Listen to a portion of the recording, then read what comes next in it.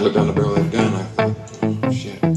So I had to cease to exist. Do you know what I mean? I wasn't there. I pulled my antenna in, and I just minimized my force field.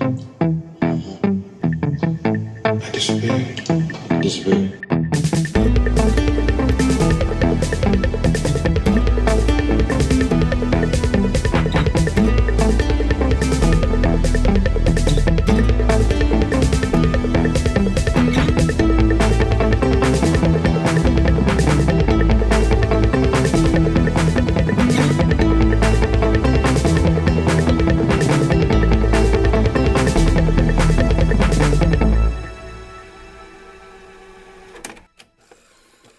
Welcome to Lost and Found and Rewound, a podcast about movies that we don't remember whether or not they're good, but we think they were good, and then we watch them and we talk about them. They're typically to be, I think most of them are obscure now, right? But may not have been obscure back in the day.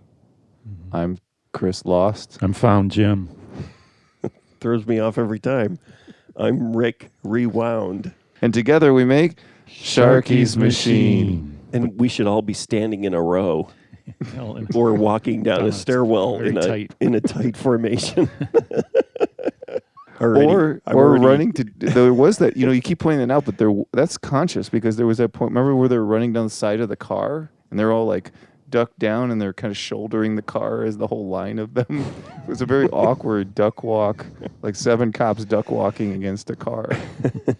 It's very strange. And I feel like maybe it's because Burt Reynolds, that was how he sort of moved through the world by that time, is that he always had at least 4 or 5 guys in close formation around him. And so it was like in the movie, that's how guys walk around together. Is like you're going to walk in this clot of 5 or 6 burly guys everywhere, and so he's just kind of working from his experience. He had forgotten how normal people walk around. Like sometimes they walk by themselves or with another person, but rarely with like 5 or 6 men walking with maybe an inch of space between each other. But that was his machine. The machine. That's right. The machine is his team. Exactly. Right? And so like they were like cogs, coupled together, working in unison. It's a visual metaphor. Yeah. And I realized, I think you pointed it out and I realized, oh yeah, of course it's a visual metaphor. So I was being kind of complaining about the tight formations of all these men in these shots, but then it's like, oh no, it's actually being done for a reason rather than just, oh, we need to fit everybody in this shot. You really have no patience for you really you've fallen in love with the modern language of film, which has like been written, has been pretty much written in stone. To you, it's people should stand a certain distance from one another. Yeah. They should not look old on film. They should not look bloated on film. What I was pointing out is that I feel like my standards for filmmaking have been changed by the digital world, even though I feel like I'm a person who appreciates older film. But then when I see Burt Reynolds' head like taking up the whole screen, and then you can see him like the pores in his face and the bumps and the hairs and the fact that his face is uneven, you realize that nowadays when we see people in movies, they're being digitally manipulated. That's the thing. Or on the street. Yeah, or on the street, right? Yeah, but in the it's like the thing now in Hollywood is not plastic surgery. It's that, in your contract, if you're a famous actor, it's like, oh yeah, you gotta spend a certain amount of the budget. There's kind of like a dark budget line, right, to do all this digital touch up, which they've been doing for the past 10 years. And so it's like somebody like Brad Pitt, your perception of what a 50-year-old man looks like, it's already skewed because Brad Pitt's a freak of nature. But then on top of it, there's somebody who's tweaking that digitally. Right. Yeah. And so when I see a 44-year-old man in his full glory on the screen in 1981. In 1981, exactly. It's I'm realizing, oh, my perceptions have changed. And then the camera movement too. It's like you put a camera on a helicopter and it bounces all over the place, whereas now with drones you get that weird, elegant, smooth kind of those smooth helicopter shots now because they're not helicopters, they're drones, and it's like that's starting to affect the way I look at movies, and it's freaking me out. I actually like it. I like when shit looks rough because it makes me feel better about the films I make. I'm like, I'm just making a stylistic film when I do things that don't look very good. Right. It's an homage to 1970s filmmaking. To before they knew how to make films well. Early 80s. This is another complaint I have about the movie, though, is that it seems like a brutal amount of close-ups, and the close-ups are... I was going to point it out while we were watching it, but I thought maybe I would be going too far complaining about this stuff. But I don't know if the two of you noticed it, but it seemed like there were the close-ups, there were a lot of them, and then they were really close-up, like too close. Did you get that feeling? Shots looking up, under, like unflattering. Unflattering. That's nice. Yeah, that's cool. There was one whole scene where Charles Durning's listening to the tapes, right? And you don't see his face. It's just all the back of his head. Like even a part where he walks, sort of deeper into the picture and it's still the back of his head. And I don't know if that was a choice because somebody was mad at Charles Durning or if it was like, oh, let's do a shot where you don't show his face. It's just him talking the whole time. Yeah, there were too many close-ups. I'm not a fan of, especially in action films, shooting things tight because I prefer that the camera be wider and moving in an action film rather than close and stationary. And here they did a lot of close and stationary, even just in the yelling at each other scenes. Right. I wouldn't even call them fight scenes. That's their way of communicating. Sorry, I started going deep on some of this stuff. You're supposed to do a synopsis, right, of Correct. The movie. Yes, Sharky's Machine. The film we watched today was named Sharky's Machine. And can I say another thing? Is every time I type it into IMDb, I can't find it, and because I realized that Sharky does not have an E in it. It's just SHARKY apostrophe S, whereas I think it should be SHARKEY apostrophe S, Sharky's. That would be spelling it wrong, though. Yeah, but haven't you ever seen Sharky with an E? You would think. I just have seen the film so many times that I know how to it's spell spelled. it. Yeah. Okay, sorry. Thomas Sharkey, a hotshot narcotics cop, has his undercover buy ruined by Smiley, another narcotics cop. In the frenzy, Sharkey kills the dealer, but a civilian is shot in the chaos. Sharkey is bucked down to Vice, where he stumbles into a high-class sex worker / drug / political scandal. Looking to bust Donald, a gubernatorial candidate, Sharky rear windows Domino, a sex worker, who's shot in the face by her John's assassin for falling in love with the candidate. Surprise! She's alive. Her friend was killed instead. Determined to bust the candidate, pimp, and assassin, Sharky takes Domino to a safe house, his childhood home, next to a school, where he slaps Domino around, confesses he loves kids, and makes love to Domino. Surprise! Smiley is a mole, and Sharky kills him after losing 2 fingers. In a series of macho and violent scenes, everyone is dead or maimed except for Sharky and Domino, who live in Sharky's childhood home and play tire swing. The end. That's beautiful. That actually cleared up a few things for me. Accurate? Yeah. Except for the fact that at the end he was maimed. It's just Domino is not maimed, but he's maimed. I said everybody is. Oh, Sharky was maimed. Oh. Yeah, but you mentioned his fingers missing. I did but say no, it's fine. Dialogue in the film, I at first thought it was just weird at times, but I don't know if it's intentional or not, but there were lines in it that weren't phrased the way you would normally say them. So at one time, Sharky is down in the Vice cop part of the building, which is obviously the basement in a real dingy place. And Sharky says to his new commanding officer, when we flushed the toilets upstairs, I always wondered where it came to. Wouldn't you say I always wondered where it went? Yeah. And then is the other one the bad guy where he says, I have you by the ass or by the butt? Oh, what does no. he say? He says, and then later on he says, can you feel your ass? Your ass puckering. Puckering, right? But he also says earlier, I have you by he your ass. says you're a turd at the bottom of a commode and I've got my hand on the chain. Right, but before that he says, I have you by your ass instead of by your balls. The Italian guy said that?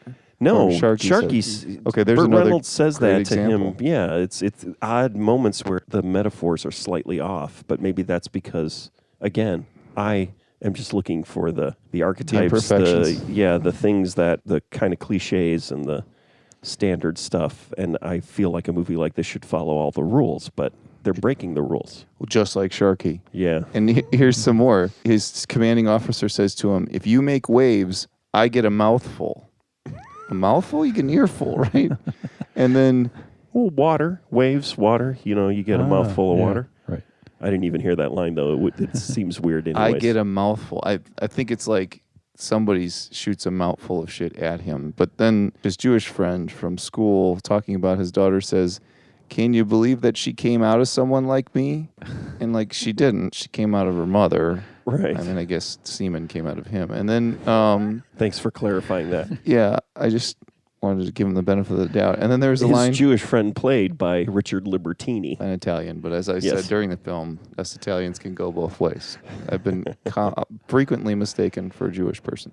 And then it says he had a 357 in his hand. Is that the actor just reading the line wrong? Or is that a cool way of saying 357? Oh, yeah. And then there was an exchange. You went too far, Vito. And then he says, Vito responds, there's no such place. I didn't get that. And then the last one is, I just put Tommy there to fool her. So he's talking about inscribing the word Tommy on his mom's dresser, and he jokingly says his name is Ralph. I just put Tommy there to fool her, but his mother would know His name. So just some odd, very odd stuff. That and one other non sequitur note. Why does the governor use an SM-57 and an SM-58? Aren't they the same capsule? That's on IMDb, right? Under the goofs. That's one that I think that's a Lost and Found and Rewound exclusive. Only the three of us would A, notice it, and B, find it funny. I did notice the SM-57. I did not note but I was just like, why would you have a 57 anyways for that? Even though it is the same capsule, but it's like the 58 is a better. Anyways. Yeah, they're both not ideal for what he was trying to use them for. That's true. Jim, anything on the music in this film? I tried to look up stuff. Doc Severinsen had something to do with it, but I couldn't really find. I just get the feeling, obviously they were probably buddies because he was always on The Tonight Show. I think of Burt Reynolds hanging out with Johnny. I'm sure he hung out with Doc Severinsen, so he was like, I'm doing this movie, and could you do a few songs? So there's a few Doc Severinsen songs. And yeah, he arranged and recorded a few songs, 4 or 5 songs for the movie. Yeah, and it's all cool jazz. Other than that, it's like cool jazz, like Chet Baker. There's a Chet Baker song. Chet Baker, yeah, there are a couple versions of My Funny Valentine, right? Yeah. And so there's the Chet Baker version, and then there was who is it? Not Peggy Lee. There's a different Peggy Lee song. Who's the woman who was... she was the nurse on Emergency, but was married to Jack Webb and was a jazz singer. Do you know that? The nurse on Emergency, the one who she'd always be at the radio? Yeah. With so she was kind of like red hair? Yeah. What's her name? I think her version of something. I'm looking up Snuff Garrett right now, though. So not to go on a tangent, but Emergency, did it have 2 titles? I feel like there was like Engine 51 and Emergency, but they were the same show. They were, but so the name was different in syndication. So the original, I think it was called Emergency when it was on primetime, but then when they syndicated it, I believe it was something like Emergency Engine 51 or something like that, where it differentiated because they might have been on early on. The syndicated version might have still been on at the same time that the primetime version. And so sometimes for some of those shows, they would differentiate between the reruns in syndication. It would be like if Brady Bunch had still been on when you saw Brady Bunch rerun, so it would be like Brady Bunch Family Time would be the syndicated version, and then it would be called the Brady Bunch in primetime, so you would know the difference between the old reruns that were on every day and the primetime once-a-week versions. I believe that's the answer to your question. Interesting. That's a Thank great you. answer. Although I got confused watching it in syndication, so they weren't very clean.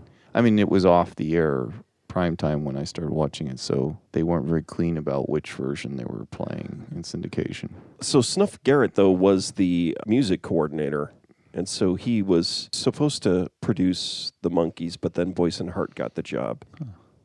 He was, connected to the Brill Building. I'm trying to think of why Snuff Garrett is famous. I mean, he was a producer. I've never heard that credit before. Never heard Music Snuff Garrett, huh? No, music. Well, I haven't Oh. heard of Snuff Garrett or music coordinator as a credit. I always thought it was like musical director. Oh, maybe that's what it was. No, Sorry. it was musical coordinator Okay, yeah. in the movie. Maybe Burt Reynolds just didn't know what it was called. He was rushed at the end. He was just finishing up the credits. He did it all. You know, The he's doing a musical coordinator. Just put it up there. Write it in neon. Get it up What was the? Well, how do you can you do the Burt Reynolds laugh? we didn't get any of that in this movie. There was one moment. Actually, I noticed that there was one moment where he kind of got charming, and then he took it down. He's like, "Whoa, wait, this isn't that movie." Housekeeping items. I saw the following films since the last time we taped the podcast: Nashville, Gone Girl, Hooper on the big screen. I watched a film called The Gambler. Oh yeah. This one starring Mark Wahlberg, Jessica Lange, John Goodman, and Brie Larson. So is that the one that's a remake of the James Caan one, or is it a It's- third version of a Gambler movie? It's a remake of the James Caan film, Yeah. and it was a soulless piece of shit. Okay, so it's good that I decided not to watch it. It's terrible. Just mentioning Nashville, parts of this movie, Sharky's Machine, were a little bit Robert Altman-like. Some people talking over each other. Maybe it's just my hearing is getting bad, but it just seemed like there was a little bit of... There was definitely some slow sort of improv kind of people stumbling over lines and just leaving it in. So it was kind of... Yeah. It just reminded me of Robert Altman there. Yeah, where That was people would nice. step on each other's lines, and then It was definitely casually just kind of... They were sort of Yeah. winging it, so that was Yeah. cool. Well, that whole hallway scene was that, right? Yeah. They're all shouting at each other as the four of them are walking down Marching. a crowded hallway. Yeah, the walk and talk. Yeah, it was a pretty amazing walk and talk. Well, I read something that Burt Reynolds said that his theory is that you cast. He's like, the way the film was cast. He's like, I didn't really have to direct it. I just cast it really well, and then just let those guys do their stuff, which is Yeah. true. I mean, those guys were putting themselves out there. Yeah, it was all great. Great actors. Piglet, Piglet was in Piglet it. was in it. Oh, he was brilliant in it. actually. Brian Keith. In Hooper, he plays Sally Field's father, and he has a stroke. Oh, man. You know, the one thing I noticed about Hooper and Smoking the Bandit was clearly Hal Needham and Burt Reynolds were like, this is what we're going to do. We're just going to make a good old fun Midwestern film, and then anytime we need people to cry, we'll bring in Sally. And that's like, I cried 3 times in Hooper, and each time Sally Field was on the screen, I was like, this woman is a tremendous actor, because and their relationship just looked like so much fun. You know, it's like they must really love one another. And then I came home and I was like, why did Sally Field and Burt Reynolds break up? And she's like, he fucking cheated on her the whole time. I was like, oh, okay. I heard an interview with her, and she talked about how With my wife? No, with Sally Field, and she did talk about how she wasn't specifically talking about Burt Reynolds, but kind of how she would continually, even though she was a good actress and had the talent and everything like that, for some reason she still needed some kind of relationship with a man to she had issues, man issues, where it was kind of like she was always undermining her talent in the service of other men, right? And it was really interesting. So I think that's another reason why they broke up, is just because it's just kind of like, oh, she doesn't belong with Burt Reynolds. Right. She was a lot more talented. Well, yeah, it was I think a wonderful pairing. I'm so happy that they all were together, Needham, Burt Reynolds, and Field, because I think she brought the credibility to the films. Oh, yeah. I also saw Beach Bum, which I would recommend. Fantastic Harmony Korine film. And Mandy, a home invasion horror movie that is a visual tribute to Roger Dean album covers and an audio tribute to 80s metal. Wow. Is that a recent film? Yeah, it's a Nick Cage movie, and it's Oh, that interview. Did you guys read the Nick Cage interview I sent you from the New York Times? Yeah, I did. No. What It's interview the did you send me? profile. I sent it a while, didn't I? Yeah. Uh-oh. You were CC'd on that, man. I've got something to read now. It's really good because he doesn't do a lot of interviews, and yeah, I think that came up in that. It's just it gave me new respect for him as an artist, right? It's like, oh, he's crazy, but in an artistic way, as opposed to just he's a lunatic, at least. But also could mean that he's just justifying everything he's done and has answers for all the craziness. But it seems like it's just a guy who's really invested in his art and living life as he wants to live it, and then doesn't spend a huge amount of time trying to explain to people why he's doing anything, and also can get away with stuff like Uncle Francis, I'll do the movie. I don't want to do the movie, but if I do the movie, I want to talk like Pokey from the Gumby cartoons throughout the whole movie. Peggy Sue Got Married. Have you ever seen that? No, I haven't seen that movie. I saw it in the theater because it was a Francis Ford Coppola movie, but it's pretty intense. And he talks about it like everybody on the film hated him. And it's like, it's insane the way he plays that character from what I remember. And he's got fake teeth too. Does he ruin the movie? I would say that I don't think the movie's good anyways. I think I have to watch it again. We should watch Peggy Sue Got Married probably. Should. I'd have to watch it again. What I would say is it was a movie that was not good. That it's a Nicolas Cage thing. It's like the reason why it's good is because Nicolas Cage is so out there that it kind of in some way redeems it. That's my memory of it.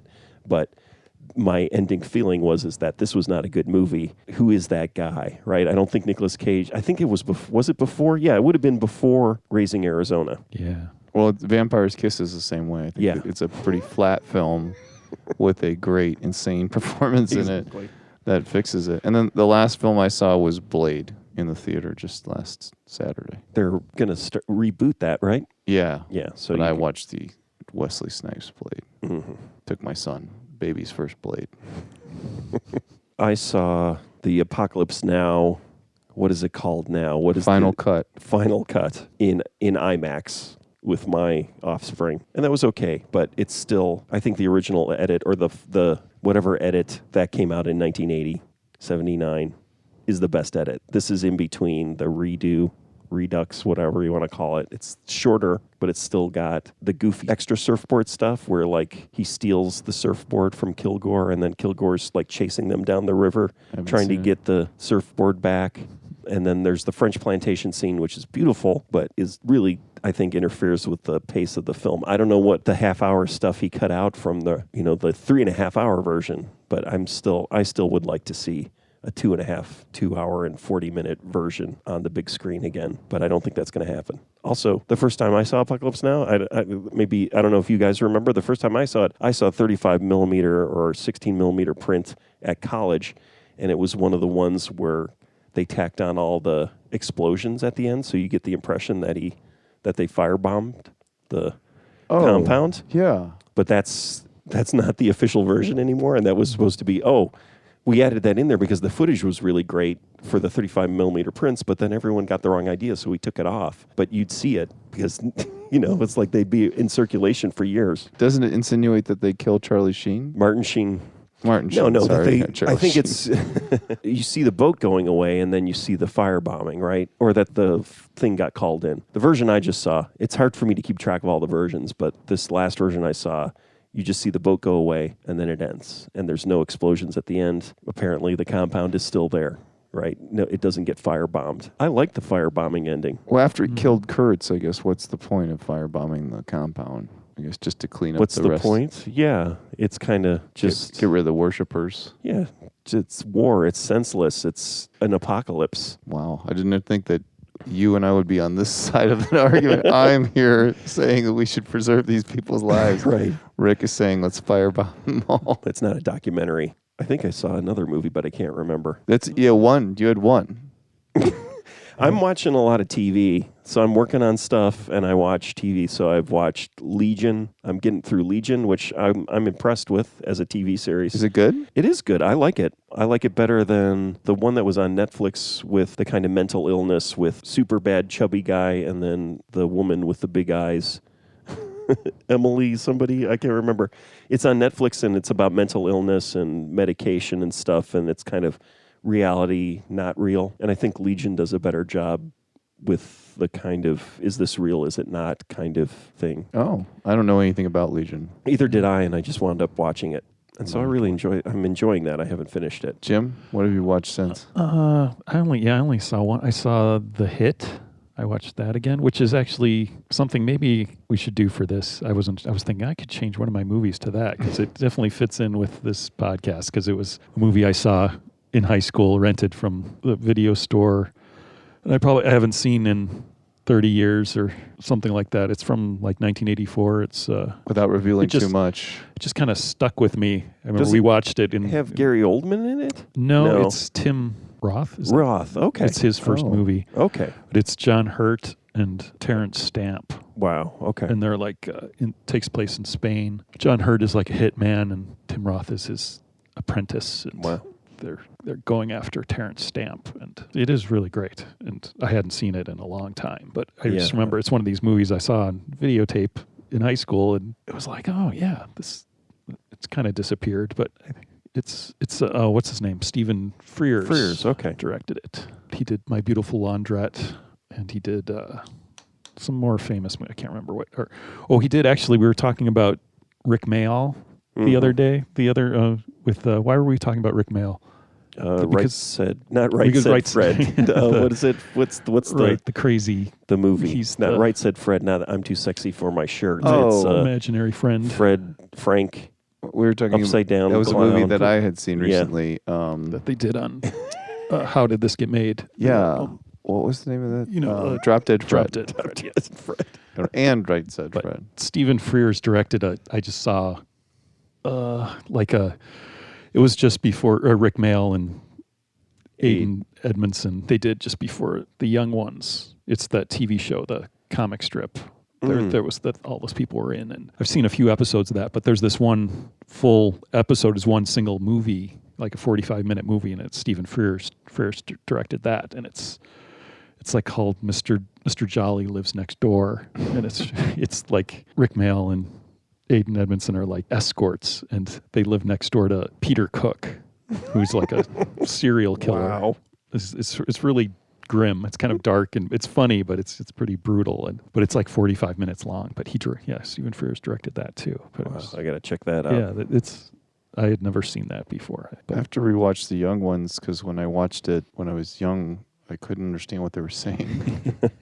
So now that we have closed captioning, I'll have to watch it with the captions on. Those strange foreign accents. Maybe I'm just an idiot, but I couldn't understand English at the time. It was hard. Let's go through the questions real quick. What should this film be lost? Meaning, am I over glorifying this film? And is it just a regular film that I had never seen it before? Either had I. Yeah, and it was pretty entertaining. I thought, it kind of had parts of it were kind of troubling. Yeah, but it definitely is. I'd always heard it was a pretty good movie. I think it's like it was definitely his best movie, probably that he directed. Either Gator or White Lightning, I can't remember, but one of the two Gator films. In the end, we were right. You said he directed the end, the movie about the guy with Dom DeLuise, right? Which I only remember from being in the movie theater from that time, seeing the previews for that, with him falling out the window or something, right? And trying to kill himself or something. It's suicide comedy or something. Yeah. Directed by Burt Reynolds. So to me, it makes me nostalgic. I feel like it's the kind of movie you would watch on a Saturday when it was raining and you couldn't go outside and you didn't have anyone to go do something with. So you sat and you watched a movie like Sharky's Machine. In terms of the Burt Reynolds canon, right? I feel like they're better films. I really think... What about Evening Shade? Where does it fit? Is that the TV show? Yeah. Right? He directed lots of episodes of that. Yeah, I think so. And Charles Durning's in that too, I think. Oh, is he? Wow. So they're buddies. Yeah. I don't know if anybody else in this movie's in that. Was Lonnie Anderson in Evening Shade? I don't know. I just looked it up. It's Mary Lou Henner. Oh, Mary Lou Henner. Okay, so the replacement for Lonnie Anderson once they broke up. Oh, right? yeah, they dated. Mary Lou Henner and Burt Reynolds dated. Okay. But honestly, I feel like Burt Reynolds is not good at the pure action, like serious stuff. That scene where the guy who plays the dean or whatever in Revenge of the Nerds and also is kind of the same character in Bill and Ted's Excellent Adventure, Bernie Casey, that's his name, where he's talking about Zen and everything like that. And watching Burt Reynolds sit there listening to him, and it's like, I'm just like waiting for Burt Reynolds to laugh or to, like, he can't, I don't feel like he can function as a serious person. I'm not saying this in a negative way. As a movie star, what I like about Burt Reynolds is the humor. And there are moments of that in this movie. Mm-hmm. Also, that scene with Rachel Ward where he's carved the wood and he's talking about the drawers and everything like that. And they're just kind of talking, and it's this superficial and it's flirty and everything like that. And he seems vulnerable in a weird way. All that stuff I thought was really good. But then it's like, well, the action stuff where he's serious, I don't like it. I don't like Burt Reynolds as that person. I like the lighter, not even comedy, but just like more human Burt Reynolds. And then when he's this kind of action guy, I don't like action guy, like serious action guy Burt Reynolds, like Clint Eastwood. Like he's not good at being Clint Eastwood. He's good at being Burt Reynolds. Right. Yeah, I definitely felt like he was trying to be dark. Like I said, there was one moment where he cracked that old Burt smile, and it was the only time in the film. Yeah. And you could see he instantly pulled it back. And I was surprised it made the cut because it was so obvious that he was going into one mode and was like, oh, fuck, that's not this movie. And then like through his... But you're right. The thing about Hooper and Smoking the Bandit is just... He's just so damn charming. And, you know, Sally Fields is just so beautiful and cute. And the two of them together are having such a ball, you know, that's like, you can't help but love that film. It doesn't matter what they're saying or if the film's any good. And he just he didn't carry this film with his charm. I think the actors around him actually carried this film. Bernie Casey was fantastic throughout the entire film. Yeah. I feel like Burt Reynolds, in a weird way, is the weakest part of the film. That's because he's not doing what he does best. And then I'm thinking about, so the opposite is Clint Eastwood. So those movies with the monkey or the orangutan, right? It's that same thing where it's just kind of like, you know, I don't really believe Clint Eastwood is that fun, you know, and it's like really hard to, I only have vague memories of those films, but I remember it being like, I don't really believe that Clint Eastwood has a sense of humor. The Any Which Way movies. Yeah, exactly. It's so that's the thing is I don't think they're interchangeable as actors, right? I don't think Clint Eastwood's a better actor either. I think he just spent less time. Well, no, yeah, I think when he would go, but both of these were hits, right? So the Clint Eastwood orangutan movies were hits, and Sharky's Machine was a hit, so they could do that and they could pull that off, but. For me, as a connoisseur of Burt Reynolds and Clint Eastwood, right, their acting styles, there are other films that I would prefer. They shouldn't stretch. I never watched the Any Which Way movies because as dumb and as vulgar as I am, I don't like dick and fart jokes. I don't find them funny. I don't like scatological humor. And my wife and brother-in-law do, and they're always like, I'm like, that's not funny. I don't want to talk about that stuff. It's dirty stuff. So your assumption is a movie with an ape in it is going to have those things? He's wearing a diaper. He makes fart noises. I don't think it's with funny his mouth. to fart. Yeah, okay. And then he's drinking beer, which I don't think that he should be doing.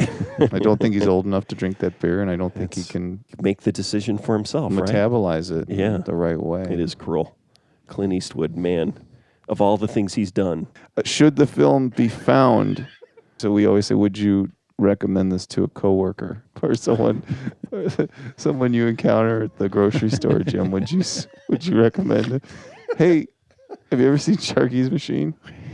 Yeah, which section of the grocery store? The frozen foods. By the popsicles.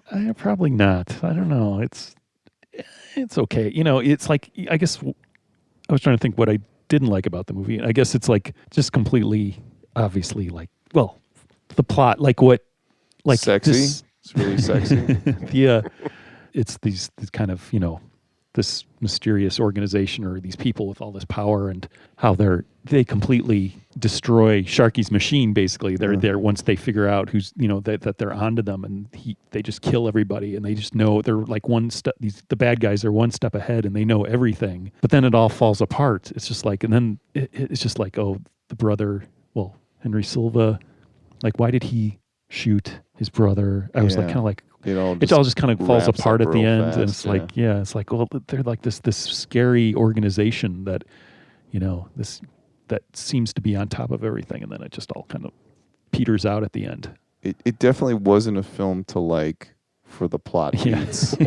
I just like the scenes, right? Yeah. Like the moment to moment. I just thought it was a good fun. And the cast, like Henry Silva was great. He's definitely ridiculous, you know, over the top, and he could have gone even further, but he was being completely nuts, and he probably had a good time doing that.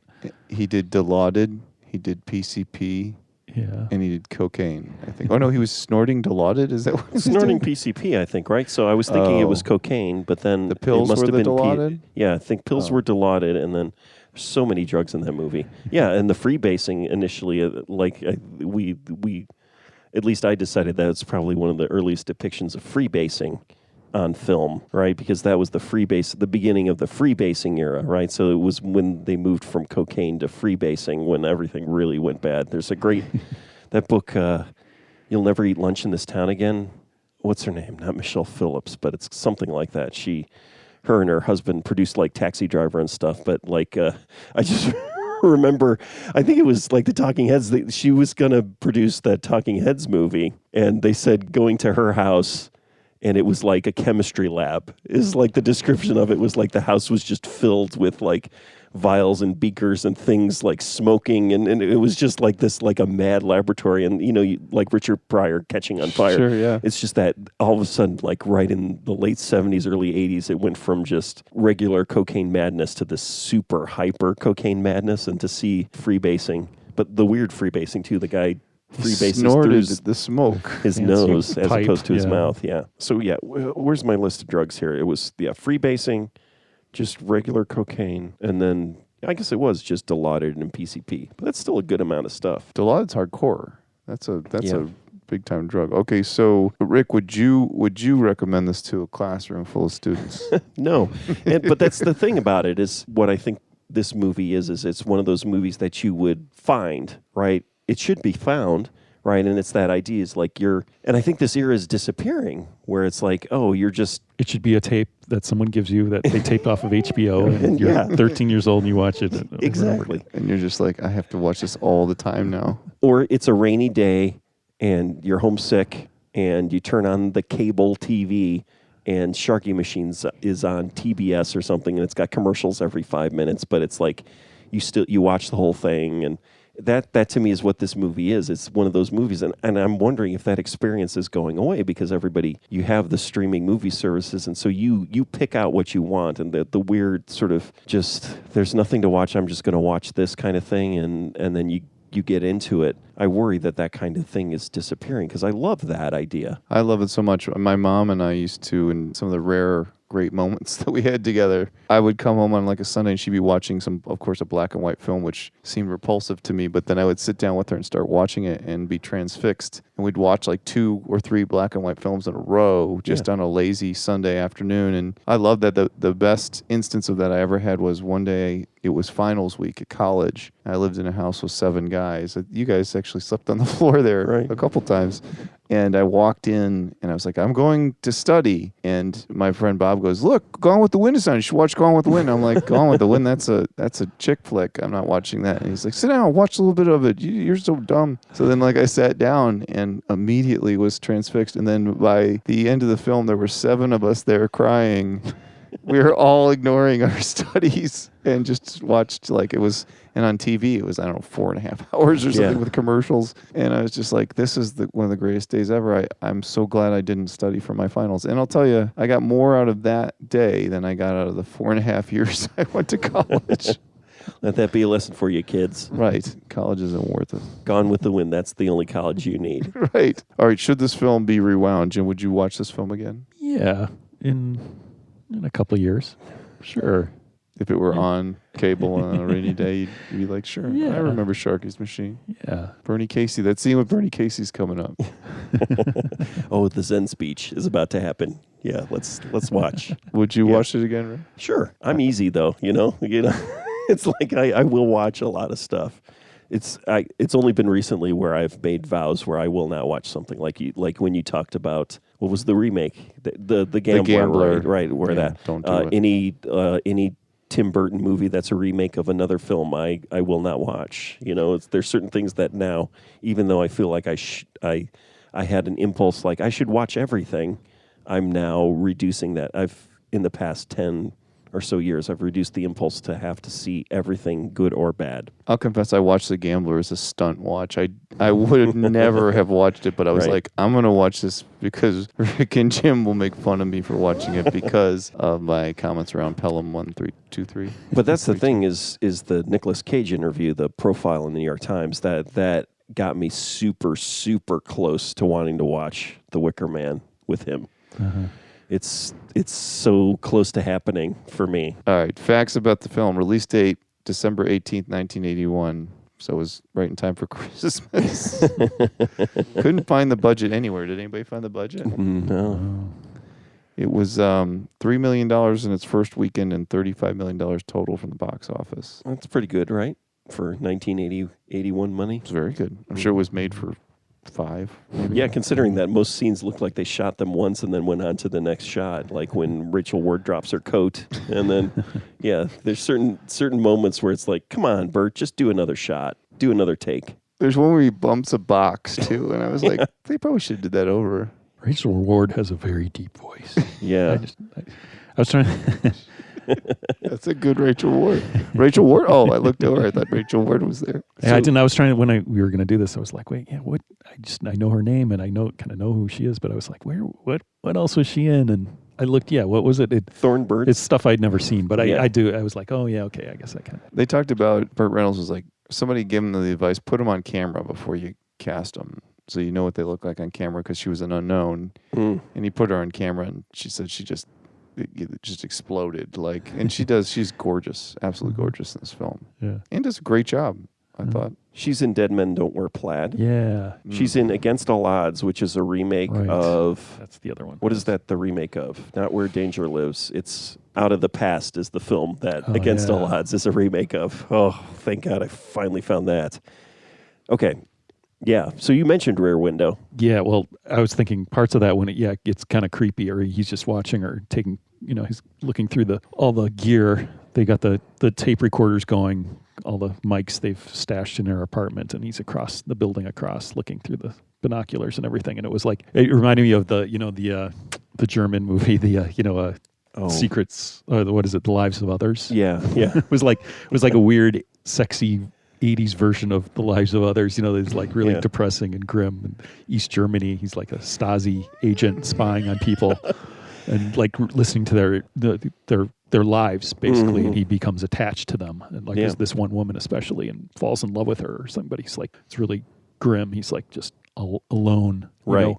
And after the wall falls, and she's like a writer or something, he goes to her book signing, but it was like that, except 20 years earlier, and but it's all cool and kind of sexy. It's like and aerobic. Yeah, and so you realize, Rear Window, the solution for that is that you have Grace Kelly in it, right? So she's the creepiness, even though, what's her name, the physical therapist who comes in and says, it's really creepy that you're watching, these women and these people out the back window, in Rear Window, right? But then you've got Grace Kelly, so that helps mediate or, reduce that creepiness. Yeah, this film, that's not there. He's definitely creepy. So it's like The Lives of Others, a little bit like The Conversation, I guess, too, right? Yeah. But then I was thinking, there's the scene, right, where Henry Silva, right, you see that he's watching also, and he's so creepy, like super creepy and doing all the drugs. It's almost like, okay, this is super creepy, Bert. You seem really super creepy in this. How can we solve that problem? It's like, let's show somebody who's even creepier watching her, right?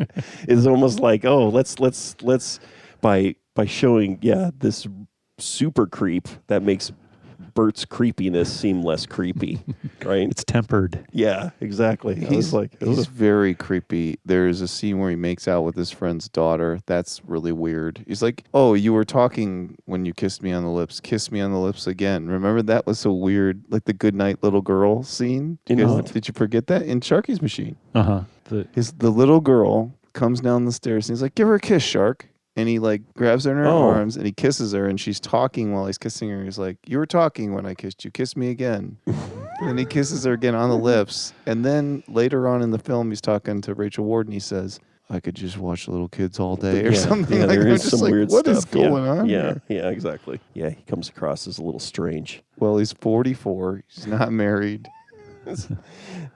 Bought his childhood home. He's kissing little girls. Yeah. I don't know what he's doing. Boy, man. Yeah, so you need Henry Silva there to just make sure that you don't start thinking about Tommy Sharky. Thomas Sharky. Tommy Sharky. His I'm going to friend. call him Tommy Sharky. That's you, why you I feel named- that's disrespectful, don't you? Well, Tommy's what they call him as a little kid. He's an adult man now. I'm going to call him Tommy. I was wondering, maybe is that why I named my son Thomas? Was after Thomas Sharky. Yeah. I don't think I remember that his name was Thomas. It is an unusual name. It is. Actually, my daughter named my son after watching The Kids Are All Right. Oh, wow. She was a big fan of The Kids Are All Right. And she said she was insisting we name my son Tommy, and we were like, why do you want that? And then she put on The Kids Are All Right. I was like, see, Mom? Tommy. And we're like, okay, we're done. We'll name him Tommy. That's great. Nominated for a Golden Globe, Rachel Ward for New Star of the Year in a Motion Picture. Oh, speaking of her low voice, so she's probably a smoker. When she was smoking in the movie, she seemed like she was a professional smoker. So that's my assumption, right? Is that the voice is not just natural; it's like smoking actor, right? Right. Sure. Like a professional smoker. I'm going to make that call. like she an smokes, actual smoker. Yeah, not a smoker who acts like they smoke. She seemed like a real smoker. I could be wrong. That's my call. John Boorman was originally asked to direct this film by Burt Reynolds, but Boorman was busy making Excalibur, a film we've mentioned here before. Yeah. And I almost remember, so a couple episodes ago, I couldn't remember who was in Excalibur, the actress. And then I remembered, and now I've forgotten again. Rachel Ward. No. I'm going to look it up just so we can get this over with. Continue. Rotten Tomatoes, mostly positive, but some banal reviews. Again, 86%. So my favorite review was from Rob Thomas of the Capital Times, where he said it was a better than average cop film with one legendary stunt at the end, which it did have. The largest free fall jump, the highest free fall jump of all times. It's just the first second he jumps out the window, but then it cuts to the obvious dummy. But the first part is great. It's amazing. It's obviously real. Which begs the question, why didn't they use the rest of it? It was looking fantastic from my point of view. I mean, it must go bad at some point. Right. Like, why did they cut? Yeah. It looked good. Maybe you could tell it wasn't him. Or do you remember this? So was this before or after the Steve McQueen movie where they drove a car out of a building in Chicago? Yeah, The Hunter? Marina City. Yeah, was that later? So was that a one-up of that scene, or was this... that the Steve which McQueen one? was earlier. Was it? I think, well, maybe not. I feel like it was around the same time. Yeah. I saw them was. filming that scene. We were downtown on a Saturday, and they were shooting that scene. I didn't see the car It's The Hunter. come out, but it was The Hunter, whatever year that is. Helen Mirren, ladies and gentlemen, a very obscure English actor. She's an Excalibur? She's, see, now I've forgotten. See, I went off the page. She's Morgana. She's the evil sister.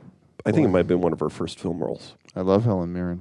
Yeah, you probably like Excalibur. You should see. You haven't seen it, right? No, I'll have to watch it between. That's my new homework assignment. I still haven't finished the book, the child's book that she told me to read. I'm in 20 pages in. Mixed up files of. Oh yeah, so it says The Hunter was 1980. So I guess that the car going out the window in Chicago. But that wasn't as high as what they shot Okay, for this film, right? Right. This film, that was high jump. yeah, I mean, that's crazy. Why would somebody jump out of a building that high? That's stupid. Hollywood man, anything. I mean, how did he hit the bag? I don't think that's why it cuts. I don't think he must have been in a net or something, or on a wire or something, or some kind like of. jumped into a helicopter. No, Something I think it's a sensible like bag. that. Must have hit it. He jumped into a helicopter. Or they had two helicopters with a net between them, and he jumped into that. Because we haven't talked about the helicopter shots. Right. Well, you know who invented the bag, right? The airbag for stunt jumping. No. Hal Needham. Soundtrack songs: "Street Life," "Dope Bust," "Routes." I was looking out for the Manhattan Transfer. I didn't hear that. I didn't hear it either. Route 66. Yeah. Maybe it was in Didn't catch it. the club or something. Yeah. Yeah, maybe the Drug Dealer Club. My Funny Valentine, of course. High Energy Love theme from Sharky's Machine, sung by Sarah Vaughan. 8 to 5, I Lose. My Funny Valentine by Julie London. Julie London. Sexercise, a Don Severson original. Let's Keep Dancing by Peggy Lee. Sharky's Theme, and Before You, Sarah Vaughan again. Did I ever tell you my story? I work in this building, and a fine arts building, and one day I'm walking to my office, and somebody's standing in the stairwell going like tuning up a trumpet and everything like that. Oh, they weren't doing it with their mouth? No, tuning up a trumpet, loosening up and everything like that. And then I go to a faculty meeting, School of Music faculty meeting the next week, and one of the trumpet professors, they say, that was great how you got Doc Severance in here to do a performance. It was like, whoa. Oh, crap. It was like, he had played, and he was just standing in the stairwell of our building warming up before the show, and I was completely oblivious that I was actually, feet away from Doc Severinsen. I was just like, who the hell is playing trumpet in the middle of the stairwell? You were the grumpy old man in that situation. Again, it's like, wow, that's really weird. Why is somebody doing that? That's not really that respectful of the rest of us working here in the building. If Doc Severinsen would have offered you a jazz cigarette in that moment, would you have accepted it from him? That is my favorite phrase. Jazz cigarette. I just love that so much. Would you have broken your straight edgeness? No, I think I would have just been like, I'm already high on Dilaudid. I'm high on the jams you are playing, my man. He's still. I looked him. He's still around. Yeah, he's got it. Like he was pretty young. 92. Yeah. I think he's in his 90s. Yeah. Is he Doc Severinsen? Yeah, he's still around. Street Life by Randy Crawford was also included in the film Jackie Brown. So I feel very strongly that Tarantino watches and borrows a lot from, what's this guy's name, Burt Reynolds films. Yeah, there was the spear gun. The spear gun. Oh, yeah, the spear gun. On the boat. That's we just right. saw it Once Upon a Time in Hollywood. It's kind of tenuous, but once you started talking about Quentin Tarantino, it was like, oh, look, a spear gun. And then beautiful snoring woman. Yeah. Which happens twice. Still. It confounds me that it's a joke that's in Once Upon a Time in Hollywood twice, but now it explains it because it's like, hey, everybody, it's a Sharky's Machine reference. And then it's like, I don't think everybody got the Sharky's. What do you mean you didn't get the Sharky's Machine reference in this? Oh, I'm going to do it in the movie again then, so everybody really understands it's a Sharky's Machine reference. Or is it a Sharky's Machine reference because they show her snoring twice in this film and he shows it snoring twice in Once Upon a Time? Maybe it's like the level of obsession and tribute there is complete. I can't wait to run into him and ask him, hey, I got a question for you. Were the snoring women in Once Upon a Time in Hollywood a Sharky's Machine message? I've bought him a drink once. Oh, wow. We were at the Dime on Fairfax in Hollywood, and he walked in. I think Sofia Coppola was with them too, but I was too dense to know who Sofia Coppola is. Now she's one of my favorite directors. And I said, hey, the wait person came up and got their drinks, and I said, just put their drinks on my tab. And she delivered the drinks and came back, and she's like, they say thank you. That was it. I thought maybe they'd come over and shake our hands or something, but that's all they just said. Yeah, they get free drinks all the time. Tell them thank you. That happens. Thank you. Thank you for making it 600 days without having to pay for a drink. Tell them it's about time. I thought we were going to have to buy these. Really thought today was the day we were going to have to pay money for something. I don't know what to do with this money. My wallet is so full of cash. I just wish someone would stop treating us. Well, I was naive. It was a beautiful thing you did. I don't know if it was beautiful. At 220 feet, the stunt from Atlanta's Hyatt Regency Hotel, doubling for the Westin Peachtree Plaza. Of course, so there are two large buildings in. Oh, yeah. Okay. So the large building was the Westin Peachtree Plaza, and then the stunt was just performed out of a different building. So the question is the helicopter shot at the end where they show the boarded up window where the person jumped out of, does that mean that they boarded up a window in the location where the jump actually happened or in the place where it was supposed to happen? That explains the cut, right? Is because they show a guy going out a window, but it's not the same building. That explains the cut. It's not as tall of a building, probably. And to explain what happens for those of you who will not watch the movie is the guy jumps out the window and then they show a cut and then it's a dummy falling, right? His dummy whose legs are like bending in the most weird ways. Classic dummy, Hollywood dummy going out a window look.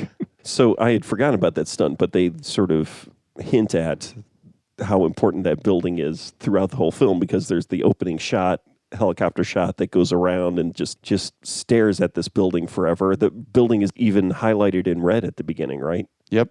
Yeah, that's right. In the credits. And then there's the middle part of the movie, right, where we see the building again at night with a helicopter shot, right? But yeah, you said the opening scene, right? It goes from the helicopter shot to him walking on the street, right? So there's some right? Is that what happens at the beginning? It goes past that building and then comes down to him walking on the street to go do his deal. Yes. And then the ending shot where they're playing in the playground. and then it pulls up and then goes to the building again, right? Yep, they're playing tire swing. And so those are the big things, the stunt going out the window and then the helicopter shots. Those are some of the more amazing parts of it. Whereas now, that's almost every movie has that shot now. Where Our movies do that now. We can have exactly. drones do it so anybody easy. with a drone with a camera can do this shot, but it's like this, again, I think a pretty early example of that, right? Just going full on with the helicopter and saying, let's do a shot that, starts on the ground and fly the helicopter, and let's go over to that building and do a close-up on the building all in one shot. Yeah, it's amazing. It's sort of like that shot in Psycho in the beginning of the film where it starts out over the city and then it flies into a window and then it actually enters the room that they're in. I always was transfixed with that shot because you don't know how he did it. He was such a master. Yeah, obviously today you could do it with computers or whatnot, but he had to do that crossfade perfectly. Yeah, and I've talked incredible. again with my kids about that. It's like the scenes where somebody goes through a wall, right? You go through a doorway or a wall, and I'm like explaining they used to have to build walls that somebody was pulling this wall apart as the camera was going by because the camera's huge and everything like that, and all that kind of extra effort that used to have to happen. And now it's just all done with computers and phones. They shoot everything on their phones now. These kids. Lost and Found and Rewound is fully funded by Lost and Found and Rewound Foundation funds. Lost and Found and Rewound does not use crowdfunding because our listeners have better things to do with their funding.